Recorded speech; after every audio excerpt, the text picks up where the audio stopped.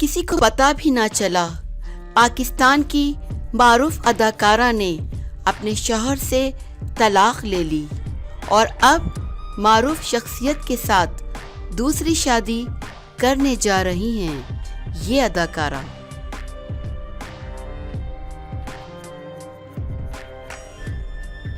अदाकारा मंशा पाशा ने समाजी कारकुन जिब्रान नासिर के साथ 22 दिसंबर को मंगनी का फैसला किया है। सोशल मीडिया पर दोनों की मंगनी का कार्ड शेयर किया गया है, जिससे वाज़ा होता है कि मंगनी की तकरीब का इनेकाद दोपहर के वक्त किया गया है। मंशा और नासिर कई तकरीबात में साथ दिखाई देते रहे। कॉमेडियन फायजा सलीम की शादी में दोनों का रक्स सोशल मीडिया सार्फिन की तवज्जो का मरकज रहा था। याद रहे कि मंशा पाशा अगस्त 2013 में असद फारूकी से रिश्ते अज़दवाज में मुंसलिक हुई थी।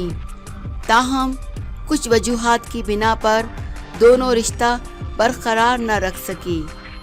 मंशा पाशा ने कई ड्रामों के साथ फिल्म चले थे साथ के साथ फिल्मी दुनिया में कदम रखा, जबकि रवा बर्ड्स रिलीज होने वाली फिल्म लाल कबूतर में उन्होंने मरकजी किरदार अदा किया था।